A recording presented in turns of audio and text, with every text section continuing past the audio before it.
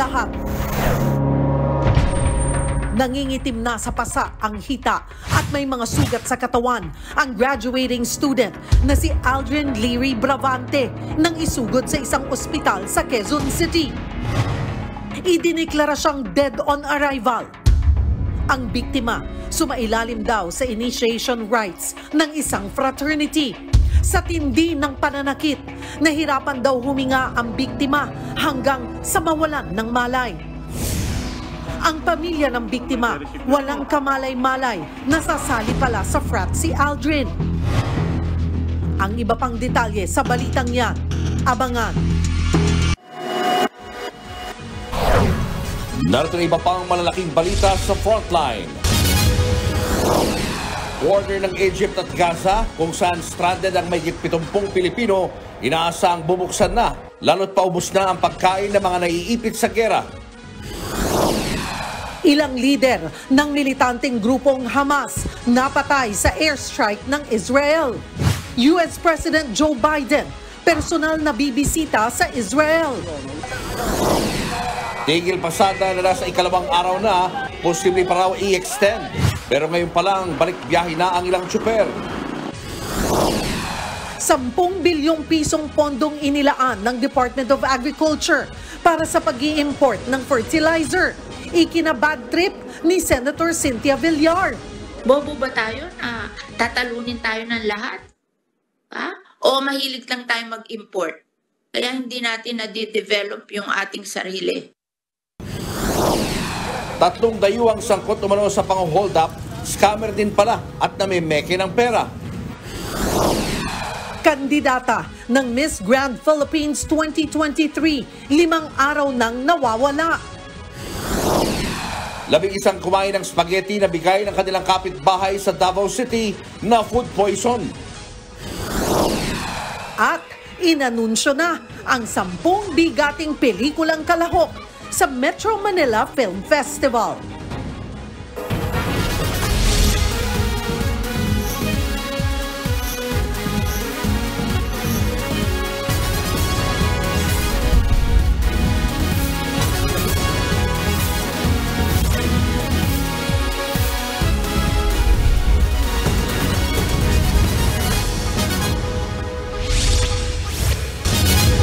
Hindi na umabot sa kanyang pagtatapos ang isang graduating criminology student.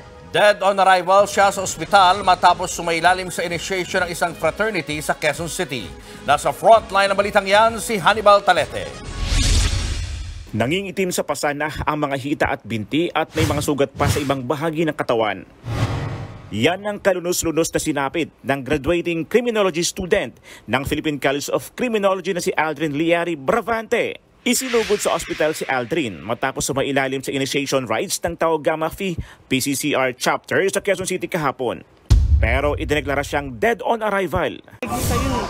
Ayon sa tatay ng biktima, linggo ng gabi nang huli niyang makausap ang anak. Nagsabi raw si Aldrin na papasok siya sa klase. Kaya nabigla na lang siya nang mabalitaan kagabi ang sinapit ng anak. Nagulat na lang kami nung dumating ang kuya ko. Naiyak na ang kuya ko. Wala ba kayong alam? Yung sinasabi ng kuya ko. Ang kuya niyo wala na. Oh, sino ba ang di magugulat nun? Sa investigasyon ng Quezon City Police District, alas 2 ng hapon kahapon, nagsimula ang hazing sa isang abandonadong building sa Barangay Santo Domingo. Habang ginagawa ang initiation rites, nahirapan daw huminga si Aldrin hanggang sa mawala ng malay. Doon na siya dinala sa ospital ng 2 lalaking kasama rin sa initiation. Talagang wala na, oh. Matigas na eh. Nung dinala daw sa ospital, matigas na eh. Pwede ibig sabihin nun, pinatay na nila anak ko. Kaninang madaling araw, pinuntahan ng mga kaanak ni Aldrin kasama ang mga pulis ang pinangyarihan ng initiation. Inabutan pa doon ang motorsiklo ng biktima. Inaresto naman ng Manila Police District ang 2 lalaking nagdala kay Aldrin sa ospital. Habang 2 pang sangkot din daw sa hazing ang sumuko sa PNP CIDG kaninang madaling araw. Hawak na ng Criminal Investigation and Detection Unit sa Camp Karingal ang 4 na suspect. Di bababa sa 20 persons of interest ang hinahanap pa ng mga otoridad. Makulong sila. Yun lang po. Lahat po sila makulong. Nagmumuha sa anak ko to. Hustisya lang ho talaga hinihingi ko. Nagbabalita mula sa frontline, Hannibal Talete, News 5. At hawak na nga ng mga pulis ang 4 na suspect sa pagkamatay ng hazing victim na si Aldrin Leary Bravante. Hinahanap din ang nasa 20 persons of interest. Naniniwala naman na ang kinakasama ni Aldrin na napag-initan lang siya. Nasa frontline ng balitang yan si Justin Punsalang. Hawak na ng Criminal Investigation and Detection Unit ng Quezon City Police ang 4 na sospek sa pagkamatay ng 25 anyos sa Tau Gamma Phi neophyte na si Aldrin Leary Bravante. Ayon sa mga otoridad, sa ospital pa lang ay sumuko na sina Justin Artates at Michael De Castro. Kusa namang sumuko sa mga otoridad sina Lexer Angelo Manarpies at Mark Leo Andales. Sasampahan sila ng paglabag sa anti-hazing law. Yung dalawa naghatid sa ospital. So tumawag yung ospital sa pinakamalapit na police station, yung Blooming Street PCP, at rumisponde agad yung mga pulis natin, pinuntahan sila sa ospital. Sumama naman agad yung dalawa. Yung dalawa, sumuko sila, nagpunta sila dito sa CIDG ng QCPD. Pero tikom ang bibig ng mga sospek habang pinaghahanap ng mga pulis ang nasa 20 pang persons of interest. Sabi ng mga pulis, malinis na ang pinangyarihan ng hazing sa Barangay Santo Domingo sa Quezon City. Nang puntahan nila ito, wala na rin daw bakas ng fraternity initiation rites. Wala kaming na-recover pero sa investigasyon namin, tinapon somewhere sa sa ilog yung paddle lagi namin. Binalikan ng News 5 ang abandonadong gusali kung saan nangyari ang hazing. Nakakandado na ang gate at may gwardiya ring nakabantay. Kwento ng ilang residente, hindi nila alam na may nangyari palang hazing kahapon. Nakikita ko maraming mga kabataan dyan. Normal naman yung may mga kabataan dyan. Sa loob may nakatunog nga, may sounds. Akala namin may parte lang nagiinuman. Nagsasagawa na rin ng backtracking ang barangay at mga pulis sa mga sasakyang dumaan at lumabas ng hazing site. May impormasyon na tricycle ang ginamit sa paghatid sa biktima sa ospital pero tinutukoy pa ang eksaktong tricycle. Naulila ng biktima ang 6 na taong gulang na anak sa kinakasamang si Dalen Gil Blaya. Kwento ni Dalen, minsan na raw binanggit ni Aldrin na gusto niyang sumali sa frat pero wala siyang ipinaalam tungkol sa pupuntahang initiation rites kahapon. Tau Gamma po, kasi yun, ang alam ko po yun po talaga yung gusto niyang salihan eh. Sana alam niyo kung gusto niyo magkaroon ng kapatiran, ayusin niyo na ma-manage niyo lahat ng mga nakasali doon na hindi aabot sa gantong punto. Hinala ni Dalen, pinag-initan si Aldrin. Kung hazing lang yung ginawa, parang pinag-initan din po siya kasi parang nagsabi din po siya na bakit hinuli po siya i-deploy ng OJT kasi nga parang hindi nagpapasa naman po siya daw lagi. Kinundina naman ng Philippine College of Criminology ang pagkamatay ng kanilang estudyante. Hindi raw pinahihintulutan ng paaralan ang anumang uri ng karahasan. Nakikipag-ugnayan na rin daw ang PCCR sa mga otoridad at tinutulungan na rin daw nila ang pamilya Bravante. Nagsuspindi na rin ng klase ang PCCR ngayong hapon bilang pakikiramay at pagsimpatya sa pagkamatay ni Bravante. Sinisikap pa ng News 5 na buharin ang panig ng Tau Gamma Phi. Nagbabalita mula sa frontline, Justin Punsalang, News 5. Nabiktima umano ng food poisoning ang 11 miyembro ng mag-anak sa Marilog, Davao City. Ang sanhi raw ang bigay na spaghetti ng kanilang kapitbahay. Nasa frontline ng balitang yan, si Gary De Leon. Maghahating gabi ng isugod sa ospital ang magkakamag-anak na ito sa Marilog District, Davao City kagabi. Yan ay matapos silang makaranas ng matinding pagsusuka at pagdurumi. Ang sinisisi nila ang spaghetti na bigay ng kapitbahay. Kwento ni Rolando na isa sa 11 biktima. Inabutan lang siya ng spaghetti ng customer sa kanyang tindahan na si Heraldina. Tagaan mo nila, aram po makakaano ng mga bata.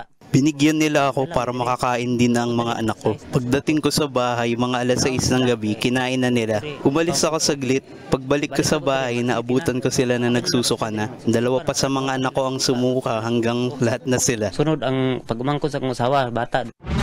Nang tingnan niya raw, spaghetti ipinagsusuka ng kanyang pamilya. Pero ang may luto ng spaghetti na si Geraldina, dumipensa sa tila paninisi sa kanya. Una po, kung nalason sila, mas mauna po kaming malalason kasi ako ang nagluto. Pagkatapos na magluto, nagkain kami kaagad.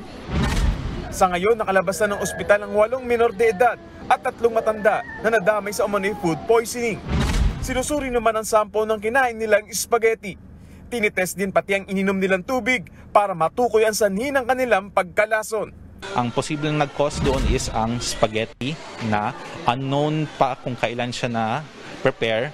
Tapos nabigay lang siya sa mga patients andun sa mga nag-gather around mga 6 p.m. or 7 p.m. So yun ang alleged na nag-cause ng food poisoning. Nagbabalita mula sa frontline, Gary De Leon, News 5. Arestado ang 3 dayuhang sangkot umano sa pang-hold up sa Pampanga.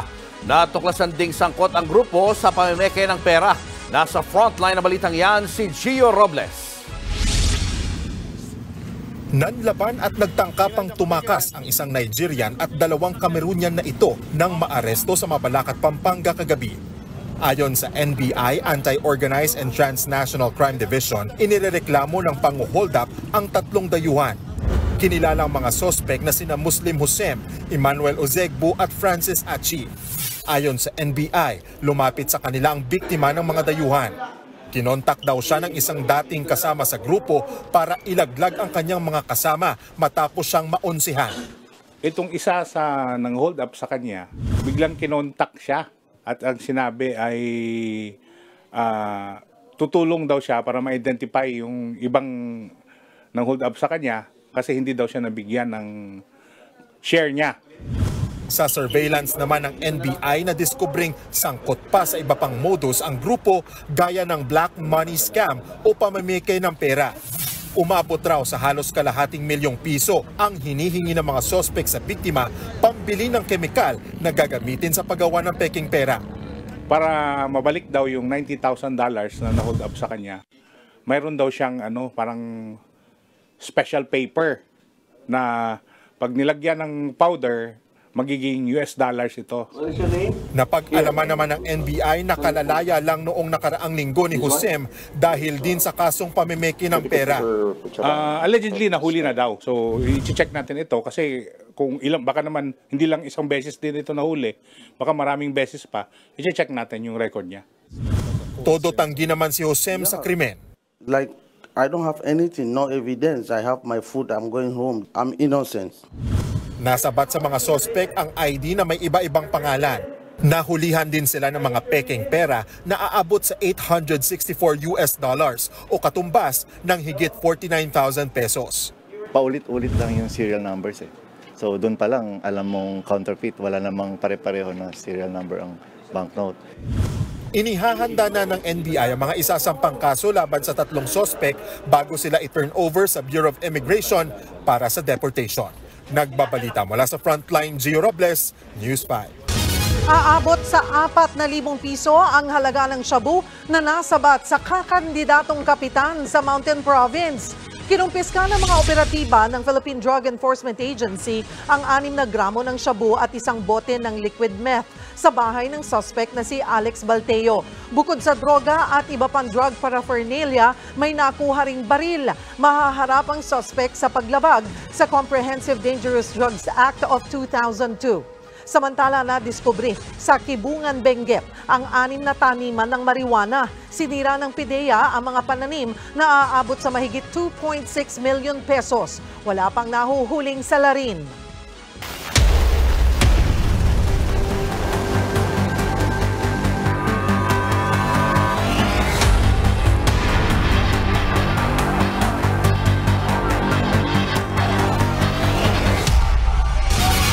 Habang tumatagal, mas humihirap na ang sitwasyon ng mga kababayan nating stranded sa border ng Gaza at Egypt. Nagkakaubusan na kasi ng pagkain at sa gutom, pinapatos na rin nila, pati mga expired na tinapay. Nasa frontline na balitang yan, si Maricel Halili. Anumang araw ngayon, pwede nang magbukas ang Rafah border patungong Egypt para makalikas sa mga Pinoy na naipit sa gulo ng Hamas at Israel sa Gaza Strip. Sabi ni Foreign Affairs Undersecretary Eduardo De Vega, sana ay makalikas na ang nasa 78 Pilipinong nasa border. Pero hindi daw yun ganun kadali. Pagkatawid kasi ng Rafah crossing sa southern Gaza, may mga dokumento pang kailangang ipresenta sa immigration ng Egypt. Ang worry natin, hindi po yung corridor, pero gaano katagal sila ipoprocess doon sa Egyptian side para sa kanilang mga visas na pending na ngayon sa Egyptian government. Nakasubmit na lahat ng pangalan nila sa Egyptian government. Ang siste, kahit nasa border na ang 78 Pinoy at malayo na sa sentro ng gulo, pahirapan pa rin daw ang sitwasyon nila. Nagkakaubusan ng araw ng supply ng pagkain. Hindi ako magsisinungaling na napakaganda ng situation nila. Hindi po. Kasi border, may balita kami yung isang nanay nga makain na ng expired bread kasi kulang yung food. Sa ngayon, nananatili sa 3 ang patay nating kababayan sa Israel habang 3 pa rin ang nawawala. Although confirm ng Hamas na meron silang hawak na over 100 people sa Gaza, baka may kasama dyan mga Pilipino, kasama yung 3 nating nawawala. No? Pagkasalan natin na hindi at nasa Israel lang sila at hindi pa sila namatay, no? Hindi napatay, no? So, sana lumitaw pa rin.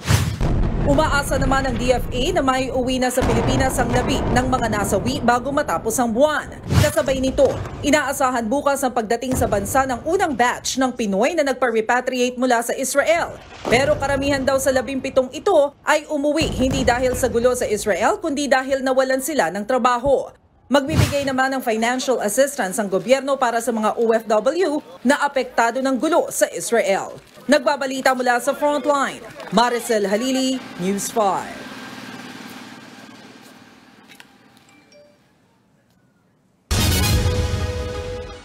Sa ibang balita, naka-down na naman ang website ng House of Representatives. Marami kasing nagtangkang i-access ito. Pati raw website ng Senado, tinangka na ring i-hack. Nasa frontline ng balitang yan, si Marian Enriquez. Under maintenance na naman ang website ng Kamara ngayong araw. Sa ginawa kasing scanning ng House of Representatives, maraming nagtangkang pumasok sa website. Kababalik lang ng website matapos itong i-hack at babuyin noong weekend. Then, habang naka-online siya during off-peak na hours yung overnight, magdamag, we did a scanning dire-diretso hanggang umaga. Then doon namin nakita nga na may mga open ports pa na may mga possibility na vulnerabilities. Kaya I recommended SecGen na we put it down muna. Ayon sa Kamara, palalakasin muna nila ang kanilang website security habang naka-down ang system. Ang worry namin, pag na-penetrate nila, pwede nilang baguhin yung information dun to create problems and chaos, no? Kunyari, sa isang committee, yung committee report, ganito, babaguhin nila. Yung stand ng isang congressman, against pala, gagawin nilang pro, no? So, yun yung problema natin. Pag na-hack talaga yung website na yun. Paliwanag ng kanilang IT chief, maaaring maraming nakiusyoso at tinignan kung talaga bang naayos na ang website ng Kamara. Parang nang inis lang ba? O ano, may mahina yung securities nyo, napasok namin. Parang ganun. Siyempre, everybody anywhere in the world just become interested in what happened. Tingnan natin, is it okay? So, yun yung nag-ano natin. Kaya nag-increase yung traffic natin yesterday exponentially. Hinala pa ng Kamara, maaaring iba't ibang user o grupo raw ang nasa likod ng hacking. Sa Senado naman, nagkaroon din daw ng mga kahina-hinalang aktibidad na nagpapahiwatig ng tangkang pag-hack ng kanilang system.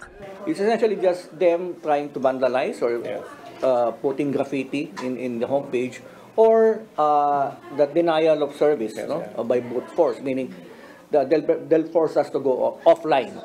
Pero agad naman daw itong naharang. Nauna nang pinaiimbestigahan sa Senado ang serye ng hacking at data breach sa government websites. Nagbabalita mula sa Frontline, Marian Enriquez, News 5. Susunod, video ng muling pag-amin ni dating Pangulong Rodrigo Duterte sa mga patayan sa Davao City, bagong ebidensyang pinadala sa International Criminal Court. DOTR Secretary Jaime Bautista sinampahan ng cyber libel ang mga nang-akusa sa kanya kaugnay ng umano'y korupsyon sa LTFRB. At Barangay Ginebra naghahanap na ng posibleng kapalit ng imports sakaling masuspend si Justin Brownlee. Abangan ng lahat ng yan sa pagbabalik ng Frontline Pilipinas.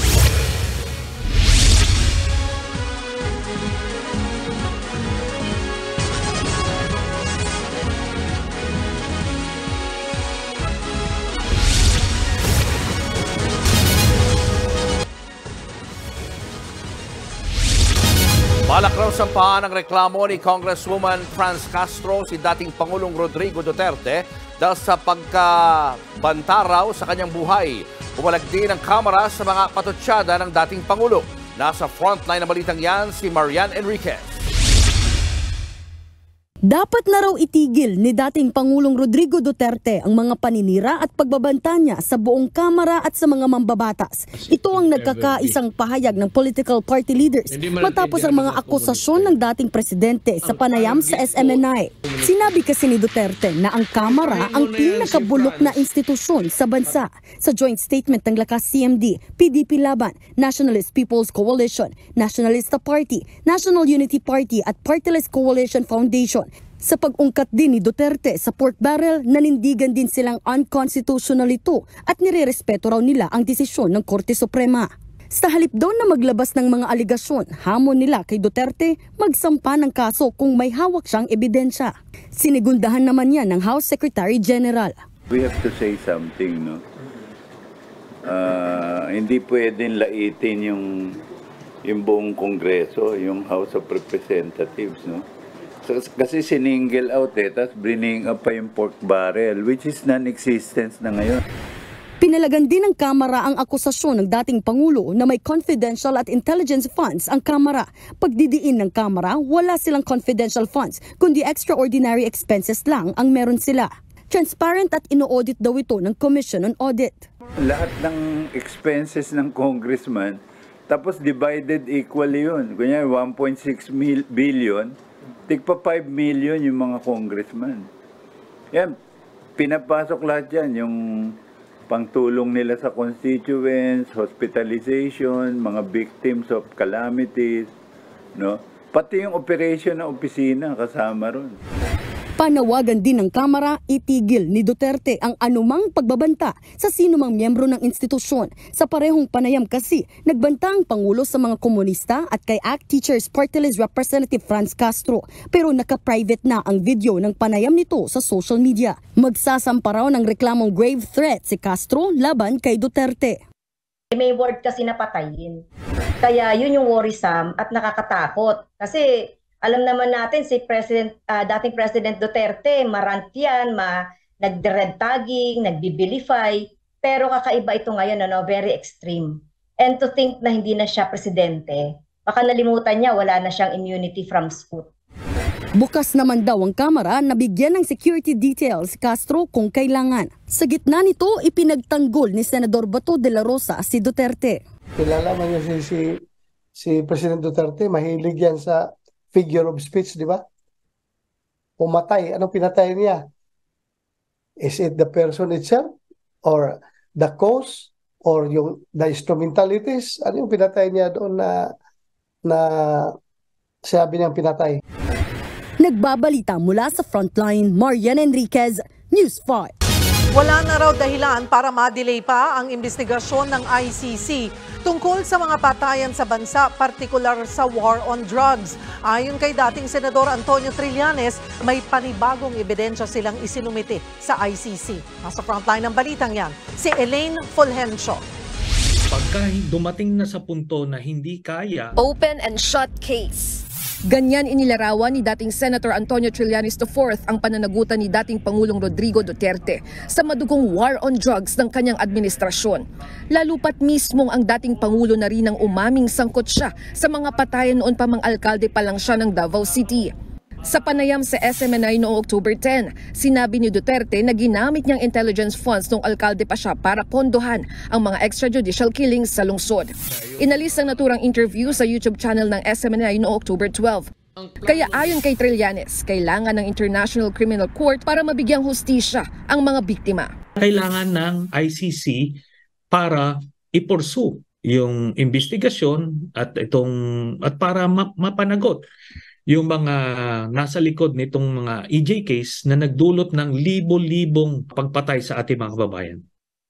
Dagdag pa ni Trillanes na ipadala na nila ang kopya ng nasabing programa sa ICC para gamiting ebidensya. Tinanggap naman daw ito ng ICC. Muling iginiit ni Trillanes na pwede pa ring imbestigahan ang mga nangyaring patayan sa Pilipinas habang signatory pa ang Pilipinas sa Rome Statute na bumuo sa ICC. 2011 nang pumirma ang Pilipinas sa nasabing kasunduan, habang 2011 hanggang 2016 nangyari ang mga patayang iniuugnay sa Davao Death Squad. 2019 naman nang kumalas ang Pilipinas sa nasabing kasunduan. Kasunod nito, nanawagan naman ng Magdalo Group kay Pangulong Bongbong Marcos na huwag harangin ang investigasyon ng ICC kay Duterte. Ang Magdalo nga raw ang naging testigo sa madugong war on drugs ng Duterte administration na nagdulot ng trauma at paghihirap sa mga Pilipino. Panahon na nga raw para makamit ng mga biktima ang hustisya. Sa tala ng PNP, mahigit 6,000 individual ang napatay sa war on drugs. Pero ayon sa mga human rights groups at United Nations, posibleng mas malaki pa ang bilang na yan. Ayon kay Trillanes, kaya lang hindi umuusad ang mga kaso at investigasyon ay dahil nananatiling makapangyarihan si Duterte. Sinubukan namin nung siya ay presidente pa lang ay nag-file kami ng impeachment. Ito ay sinagasa. Tapos nag-imbestiga kami sa Senado. Ito ay kinontrol ng mga kaalyado niya sa Senado. Kilala din yung si Mr. Duterte na gumagamit ng death squad. Di ba? Pinagmamalaki niya yan. So, natural, matatakot yung mga testigo, yung mga prosecutors at yung mga judge. Sinusubukan pa ng News 5 na kunan ng pahayag si dating Pangulong Duterte. Nagbabalita mula sa Frontline, Elaine Fulgencio, News 5. Showbiz, eto na nga! Mga kapatid, eto na nga ang mga hot na showbiz balita ngayong Martes. Mas bongga at mas pinalaking Metro Manila Film Festival ang dapat asahan ngayong taon. 10 na kasi ang official entries para sa pista. Pasok dyan ang 2 buena manong handog ng MQuest Ventures. Nasa frontline ng balitang yan, si MJ Marfori. Danger sa gabi. Mananako.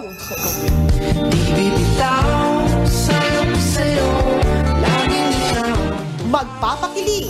Sabihin mo sa akin, Padre, hindi ba talaga tayo minalas at sinumpang bayan? At magtuturo ng mahahalagang aral. Ilan lang yan sa mga dapat abangan sa Metro Manila Film Festival 2023. And this year, the more, the merrier. Dahil imbis na 8, 10 malalaking pelikula ang kalahok sa pista. Sa huling 6 na entry, pasok ang balik-tambala ni Vilma Santos at Christopher De Leon na When I Met You in Tokyo. Pero may dialogue ako. Nariyan din ang Becky and Badet ni Eugene Domingo at Pokwang. Ang Broken Hearts Trip ni MMFF veteran Christian Bables. Ang first ever horror film ni Piolo Pascual na Malyari. Ang fantasy film na Firefly ni Alessandra De Rossi. At ang isa sa buena manong handog ng MQuest Ventures na sister company ng Signal at TV5 na Gumburza. Collab project ito ng MQuest at Jescom Films. Hindi ko makontain yung energy ko dahil gusto ko na mapanood ito ng lahat ng Pilipino. Kailangan natin ulit maalala sa sarili natin kung ano yung kinaka-proud natin bilang mga Pilipino. Para sa liwanag. Salamat po. Nagulat, kinabahan kasi kami yung last na in-announce. So I was really almost shaking when it was time to announce yung last na entry. So nagulat, but also very honored. Sabi ng MMDA, sana walang hard feeling sa iba pang pelikula na hindi nakapasok sa Film Fest ngayong taon. As I've said kanina, maraming haka-haka, maraming suggestion, maraming accusations even regarding ito nga ang Final 4 na naging Final 6. Pero at the end of the day, meron po tayong selection committee na itinalaga even before masubmit itong mga pelikulang to. Bukod sa Gumburza, pasok din sa MMFF ang isa pang MQuest Ventures film na Penduko. Rewind ng Star Cinema. Big and small. in love. Family of two ni megastar Sharon Cuneta at kampon nila Derek Ramsey at Beauty Gonzalez. Mapapanood ang MMFF entry sa lahat ng sinihan sa December 25 hanggang January 7. Nagbabalita mula sa Frontline, MJ Marfori, News 5. Darating na panahon. Gomez, Burgos, Zamora, Gomburza. Sino nga ba sila at ano ang naging kahalagahan ng kanilang buhay sa ating kasaysayan? January 20, 1872 nang sumiklab ang tinatawag na Cavite Mutiny. Ayon sa isang ulat ng nooy Gobernador General na si Rafael Izquierdo, nag-alsa ang aabot sa 200 Pilipinong trabahador sa arsenal ng Cavite kontra sa pamahalaan noon ng Kastila sa bansa. Sa tala, sinasabing nagkilos protesta ang mga Pinoy dahil sa tinanggal na tax exemption sa kanila. Nang gumulong ang investigasyon, lumutang ang mga pangalan ng mga paring sina Mariano Gomez, 72 anyos, Jose Burgos, 35 anyos, at Jacinto Zamora, edad 36. Sila ang tinuturong mastermind sa naturang pag-aalsa. Ayon na rin sa ilang historian, inosente at mali ang naging akusasyon sa mga pari. Pero bago nito, sinasabing ilan lang ang gumburza sa mga mainit sa pagtutulak ng pantay na karapatan sa lahat. February 17, sa harap ng umano'y aabot sa 40,000 Pilipino. Binitay ang 3 pari sa Bagong Bayan na ngayon kilala bilang Luneta. Ang tagpong ito, nagsilbi namang inspirasyon sa nooy 11 taong gulang pa lang na si Jose Rizal para mas mahalin pa ang ating bayan. Sinasabing ang ikalawang nobela ni Rizal na El Filibusterismo ay dedicated sa alaala ng Gumburza. Mga kapatid, magsilbisa ng mitya ang alaala ng Gumburza para muli nating pag-alawin ang pagmamahal natin sa ating bansa. Lagi po sana natin itong tandaan dahil tulad ng K-alaman, ang pagmamahal sa bayan ay K-yamanan. K-okay. Susunod, Pangulong Bongbong Marcos nag-ikot sa barko ng Pilipinas na binugahan ng water cannon noon ng China. Kandidata ng Miss Grand Philippines 2023, mag-iisang linggo nang nawawala. At Barangay Ginebra, nagsisimula ng maghanap ng bagong import. Yan at iba pa sa pagbabalik ng Frontline Pilipinas.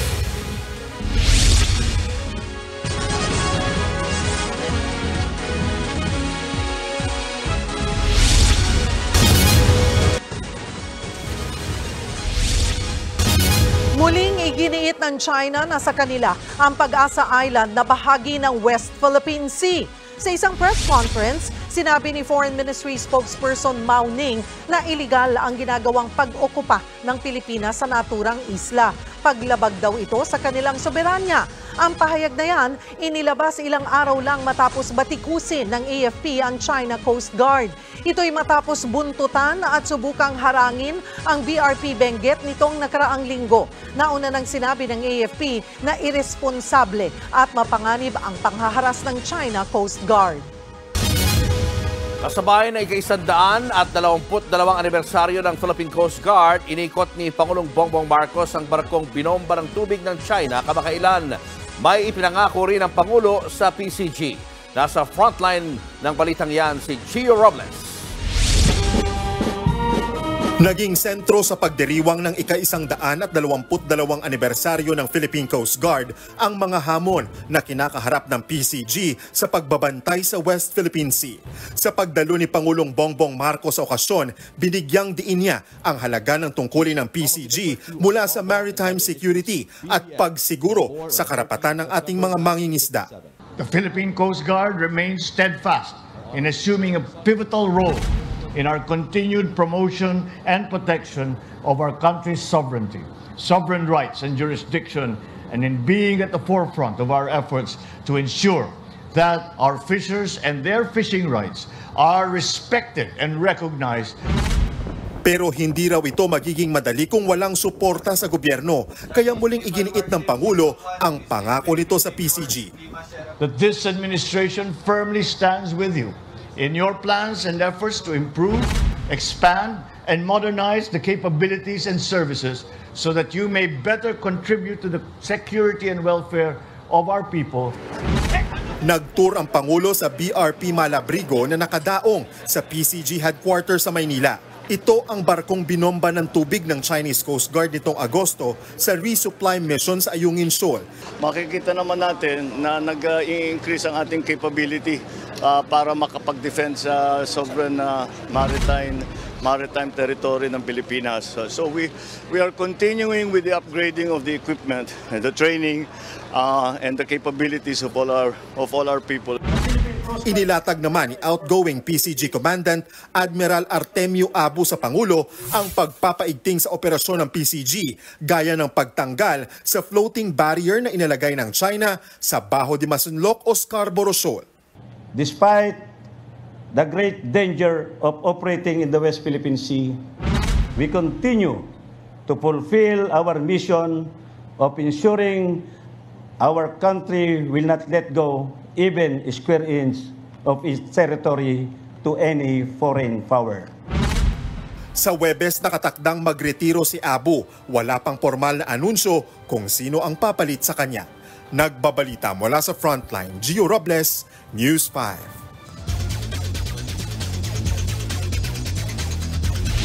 What's up mga kapatid? Natapos na ang World Cup, natapos na din ang Asian Games. So ready na ba ang PBA fans? Kasi habang palapit ng palapit ang bagong season, meron tayong mga changes na i-expect. Ang pinakamalaki dyan, mapapanood live ang liga sa Free TV Channel A to Z. Nasa frontline ng balitang yan, si Marty Bautista. Brownlee to the corner, stand the man! Bingo! All set and ready to go na ulit ang basketball action sa pinakabagong PBA Commissioner's Cup sa Nobyembre. Magbabalik ang mga out-of-town games sa San Jose, Batangas, Iloilo at Cagayan de Oro. May bagong rule na din na ipapatupad ang liga. Hindi na papayagan ang mga player timeout sa game.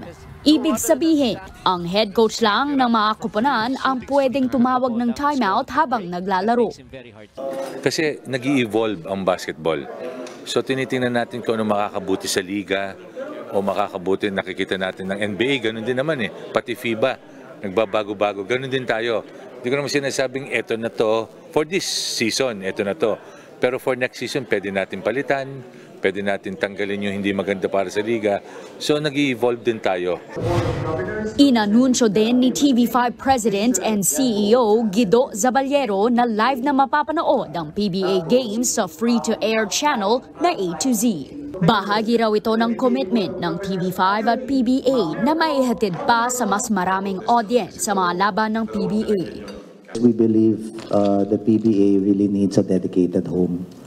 And we saw the possibilities with Zoe. Coming from yung strategy meeting that Sir Ricky talked about to continue to build the PBA, if we have a dedicated home for the PBA, then we'll be able to feature more of the games in the future. So pati na po yung 3x3 tsaka esports. Bukod sa A to Z, mapapanood din ang PBA sa Pilipinas Live at Signal Play app. Maghaharap sa opening day ng PBA Commissioner's Cup sa November 5 ang Magnolia Chicken Templados Hot Shots at TNT Tropang Giga. Alas 7 ng gabi yan sa Smart Araneta Coliseum. Let's it fly. Back to back for the lead. Mapapanood ang mga susunod na laro tuwing Miyerkules at Biyernes 4 p.m. at 8 p.m. Habang 3 p.m. at 6:15 p.m. naman tuwing Sabado at Linggo. Nagbabalita mula sa Frontline, Marty Bautista, News 5. Posible nga that the worst has happened para sa kabarangays dahil naghahanap na daw ng import replacement ang Barangay Ginebra para kay Justin Brownlee. Ayon mismo kay Ginebra Governor Boss Alfrancis Chuon na hindi na nila maaantay ang final decision sa sitwasyon ni JB kaya naghahanda na sila kung sakali nga na may mangyaring suspension. Wala pang pangalan na binabanggit si Boss Al, pero syempre, nakipagbiruan siya sa press, kukuha daw sila galing sa Chinese national team. So as of now, naghahanap kami ng ng replacement just in case. Isa sa mga nakalaban natin sa China, baka pwede dun. Yung tinalo natin. So para hindi masyadong mabigat sa kanila. Only Boss Al Francis Chua. Jokes aside daw, malaking balita ito dahil sino ba sa bansa ang hindi mahal si Justin Brownlee?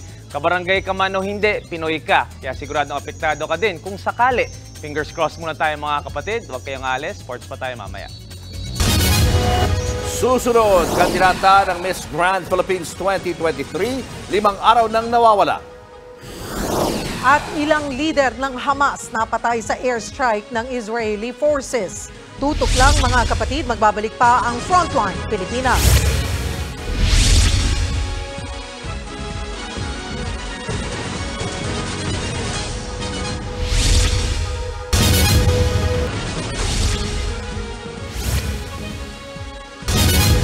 Ngayong ikalawang araw ng nationwide tigil pasada ng grupong Manibela, ilang tsuper ang mas piniling magbiyahe. Sa kabila nito, nanindigan ang grupo na tuloy-tuloy ang kanilang protesta. Nasa frontline na balitang yan si Gerard de la Peña. Sa mga larawang kuha ng grupong Manibela, kitang maraming pasaherong nahirapang makasakay sa iba't ibang parte ng Metro Manila. Kasunod yan ang ikalawang araw na ikinasang tigil pasada ng grupong Manibela bilang pagtutol sa PUV Modernization Program. Sa Quezon City, may mga tsuper na nakikiisa pa rin sa strike. Nakikiisa pa rin po kami sa strike. Ngayon lang po, kukuha lang po kami ng boundary. Magyari yung ng boundary na yun, gagarahin na rin ho kami. Ayon sa grupong Manibela, tuloy-tuloy ang tigil pasada. Siguro po kayang solusyonan ni Chairman Artes yan. Napakayabang po eh. Ito longest naman eh. Tulad po nung sabi ko nung nakaraang Biyernes, Ma'am Chacha, indefinite po ito. Hindi namin alam kung may bibiyahe bukas. Hindi rin namin alam kung babalik, magtitigil sila. Depende po dun sa mapag-uusapan. Pero hindi lahat ng tsuper sumali sa ikalawang araw ng strike. Katulad ni Mang Ronnie na bumabiyahe sa rutang San Andres Padre Faura sa Maynila. Kaninang alas 12 rin daw ng tanghali, may mga kasali raw sa tigil pasada kahapon na nakita na niyang namasada kanina. Wala na raw kasing nangaharang sa kanila. Bibiyahe na sila eh. Ako naman, para mamayang mga alas 5 ng hapon, bibiyahe na naman ako hanggang alas 9 ng gabi. Kaya nga naghahanap buhay po ako para may pangkain tsaka pamilya. Babala naman ng Land Transportation Franchising and Regulatory Board, maaaring mawala ng prangkisa ang mga sumali sa strike. Yung franchise may kaakibat po yan na responsibilidad at terms and conditions pag iyan po ay binibigay sa ating mga operator. Ito pong transport strike, isa yan sa pinagbabawal. At kung mayroon man pong makita o information na nakuha ito sa 2 araw nito, ang LTFRB, ay pwede po silang imbestigahan at isi-showcase po sila ng LTFRB. Nagbabalita mula sa Frontline, Gerard de la Peña, News 5.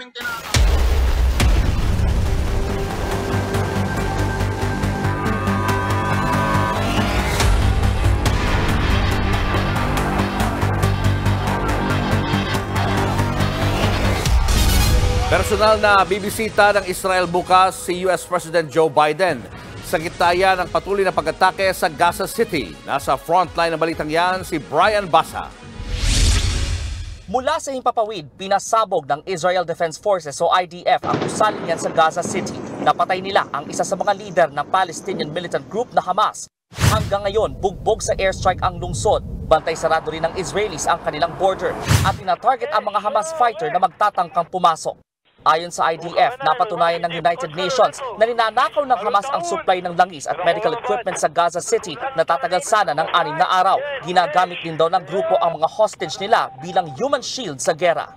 The Israel Defense Forces will destroy Hamas for the sake of Israel, Gaza, and the entire world.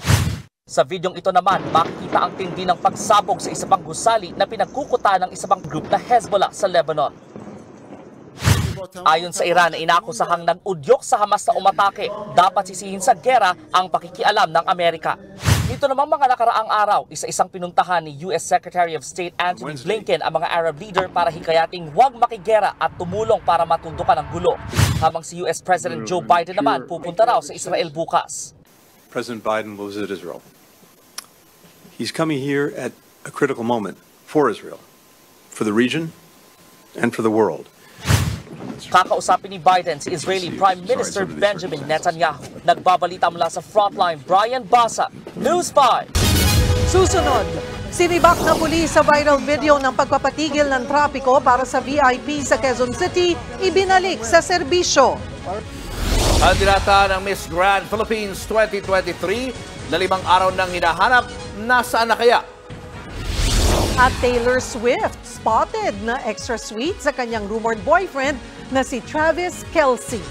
Marami pa kayong mga balitang dapat malaman sa pagbabalik ng Frontline Pilipinas.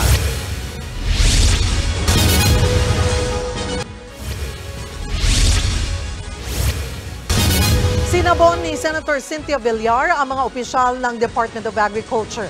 Kaugnay ito sa planong gumastos ng bilyon-bilyong piso para makapag-import ng chemical fertilizers. Nasa frontline ng balitang yan, si Mayan Los Baños. Sermon agad ang inabot ng mga opisyal ng Department of Agriculture sa pagpapatuloy ng Senate hearing para sa budget ng ahensya sa susunod na taon. Sinita kasi ni Senator Cynthia Villar ang halagang 10 bilyong piso para mag-import ng chemical fertilizer. Tanong ng senadora, bakit kailangan pang bumili ng pataba mula sa ibang bansa kung marami namang basura na pwede namang gawing organic fertilizer? Ang kailangan lang daw ay bumili ng composting machine para maging fertilizer ang mga basura. Hindi ko ma-imagine na maggagasta tayo ng 10 billion for inorganic fertilizer na masama naman sa soil natin. 38% of the soil of the Philippines are degraded. And ang dami-dami natin basura. Kitchen and garden waste comprise 50% of our waste. Nagkalat lang yan. Aba, 10 billion? Nasisyak ako sa 10 billion. O para sa importation of fertilizer. Nasisyak ako doon. Hirit pa ni Villar, tila na pag-iiwanan na ang Pilipinas na panay-panay raw ang import. Alam mo, nung araw, tayo pinakasikat. Pero ngayon, talon-talo na tayo. Yung mga articles na nare-read ko, talo na tayo ng Vietnam, talo na tayo ng Thailand, talo na tayo ng Indonesia. Bakit? Bobo ba tayo na tatalunin tayo ng lahat? Napagbuntunan din ang galit ng senadora ang mga opisyal ng Philippine Carabao Center na attached agency ng DA. Nasa 99% daw kasi ang ini-import ng Pilipinas na gatas at 1% lang ang produksyon mula sa mga kalabaw sa bansa. Tanong pa ni Villar, bakit daw hinahayaan ng PCC na makatay ang mga babaeng kalabaw? Pag ganyan kayong sumagot, sasabihin ko, napakabobo nyo. Animal, 24,000, at sasabihin mo may lalaki. Pag dairy animal, walang lalaki. Sa lahat ng agency ng government. Sa inyo ako, banas na banas kasi nahihimatay ako that you are in existence for 30 years, 1% of demand ang production nyo. Ano ginawa nyo for 30 years? We are targeting to double the volume of milk in the next 5 years. Based on this projection, we can double the production every 5 years. Pati issue sa isda, inusisa rin ng mga senador. Tanong ni Senador J.V. Ejercito, ano raw ba ang meron sa West Philippine Sea at pinupuntirya ito ng China? Sagot ng Bureau of Fisheries and Aquatic Resources. Nandiyan sir yung ating galunggong. These are straddling fish stocks. Mainly, our galunggong fishing ground is in the West Philippine Sea. Ayon sa BIFAR, meron silang 12 vessels na pangsuporta sa mga mangingisdang Pinoy, pero luma na raw ang mga ito. Suwestiyon naman ni Senator Cynthia Villar sa DA lalo't kine-question ang hinihingi nilang 50 million pesos na confidential funds. Maaring ipambili na lang daw ito ng BIFAR ng mga sasakyang pandagat para maprotektahan pang lalo ang ating mga mangingisda sa West Philippine Sea. Muling sasalang ang Department of Agriculture at attached agencies ito sa Huwebes para sa pagpapatuloy ng hearing sa inihirit nilang 167.5 billion pesos na budget para sa susunod na taon. Nagbabalita mula sa Frontline, Mayan Los Baños, News 5. Mas may enjoy na ng mga kapatid nating diabetic ang pagkain ng kanin. Natuklasan kasi ng mga eksperto kung paano gawing diabetes-friendly ang white rice. Nasa frontline ng balitang yan si Maricel Halili. Nakahanap na ng paraan ang International Rice Research Institute para makakain ng white rice ang mga may sakit na diabetes. Sa International Rice Congress kanina, Binigyan pa nila ng sample si Pangulong Bongbong Marcos. Paliwanag ng IRI, tukoy na nila ang genes na nagpapataas o nagpapababa sa glycemic index ng bigas. Ito yung dami ng carbohydrate sa pagkain na sanhi ng pagtaas ng blood sugar ng isang tao. Sa tulong nito, kaya na ng IRI i-convert ang ordinaryong bigas para mas healthy kainin ng mga obese at diabetic. This new discovery will enable us to convert any rice variety anywhere in the world into a low GI or ultra low GI variety starting in the Philippines. Sabi naman ni Pangulong Marcos, bukod sa ganitong discovery, importante rin daw natugunan ng iba pang issue sa palay gaya ng epekto ng kalamidad at smuggling. Kaya sa pagdalo rin ng Pangulo sa pagdiriwang ng National Cooperative Day sa Malacanang kanina, kinausap niya ang mga kooperatiba. Dito niya tinalakay ang kahalagahan nito para palakasin ang lokal na produksyon ng bigas. Nasimulan na natin ang proseso ng pag-consolidate ng ating mga Farmers Association, ng ating mga cooperatives, lahat yan upang mapunta tayo sa kalagayan na malalaki na ang ating ginagamit na ang ating pinoprocess, ang ating tinataniman na lupa. That is what we are trying to do. Nagbabalita mula sa Frontline, Maricel Halili, News 5. Mga kapatid, 2 weeks na lang magbubukas na ang bagong PBA season at hindi pa din nag-e-ensayo si Mikey Williams. At ayon kay Team Governor ng TNT, Ricky Vargas, nakabakasyon pa daw ang PhilAm sa States kaya hindi na muna nila sinama si Williams sa official lineup. Kung naaalala nyo, nagkaroon din sila ng ganitong sitwasyon last year. Nagbinte si Mikey ng 5 laro sa umpisa ng season habang nagne-negotiate sila ng bagong kontrata. Sisimula na nga ng TNT ang PBA season nang wala si Poy Eram at RR Pagoy due to injuries. Mukhang lalaro din sila nang wala muna si Mikey Williams. At lipat tayo ng volleyball mga kapatid. Good start para sa Cherry Tigo crossovers. Winalis nila in 3 sets ang Farm Fresh Foxies. Sa lahat ng set nakalamang pa ang Foxies pero nakakahanap lagi ng sagot ang crossovers. Ang Laure Sisters ang nagpakitang gilas combining for 27 points sa laban. Ayon kay Ea, test of character daw ang slow start at hindi sila bumitaw hanggang dulo. At the moment, dikita ng laro ng F2 Logistics Cargo Movers at Akari Chargers. Maganda ang nilalaro ng mga bagong players na sina Fifi Sharma para sa Akari at si Mars Alba naman para sa F2. Abangan natin sino magwawagi sa laban na to mga kapatid. Nasa 4th set sila ngayon. Matutulak ba ng F2 sa 5th o tatapusin na ng Akari? It's your sports dito, Mikey Reyes. Peace and love. Susunod, kandidata ng Miss Grand Philippines 2023, 5 araw nang nawawala. At Taylor Swift spotted kasama ang kanyang bagong love life. Tuloy-tuloy pa ang makabuluhang balitaan sa pagbabalik ng Frontline Pilipinas.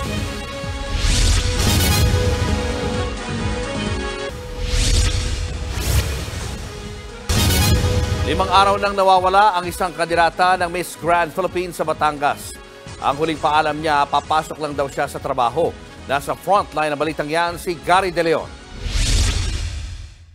Di man pinalad na manalo, itinuturing pa rin na pride ng Tuwi Batangas si Miss Grand Philippines candidate Catherine Camilon.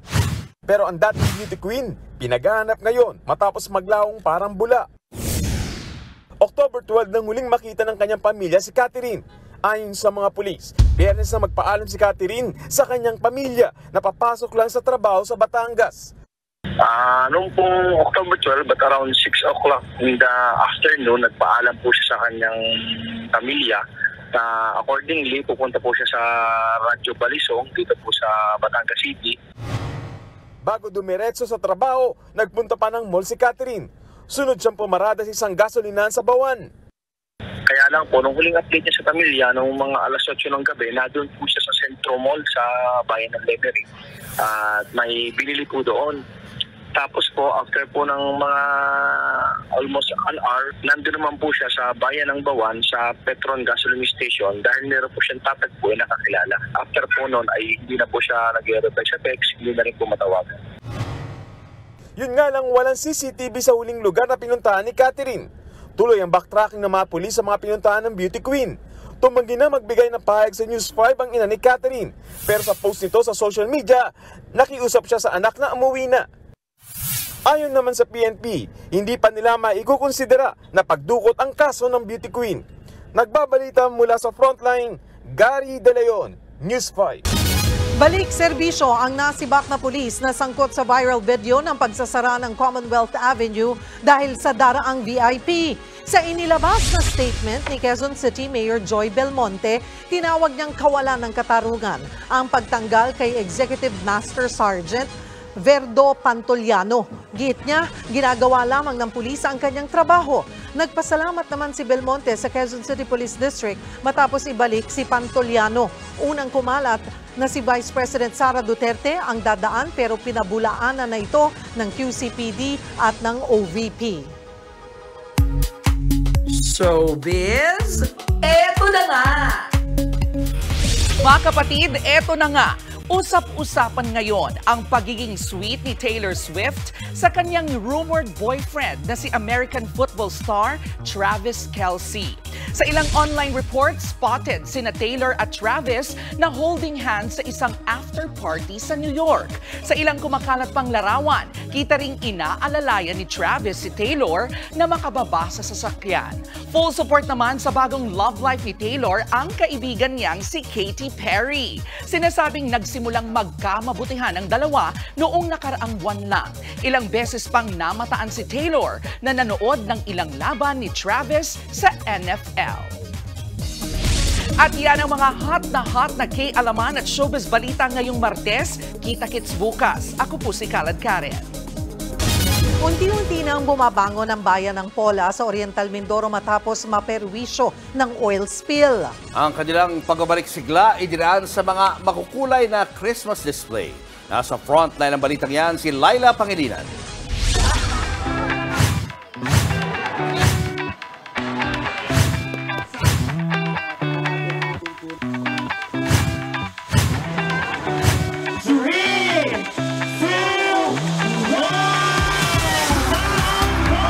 Matapos ang ilang buwang perwisyo ng oil spill, nagbabalik sigla na ang turismo ng bayan ng Pola sa Oriental Mindoro at sabay sa kanilang muling pagbangon ang pagbibigay ng Christmas feel sa kanilang Bangon Pola Festival of Lights. Iniisip ko, unahan ko na sila kasi gusto namin bumangon mas mabilis.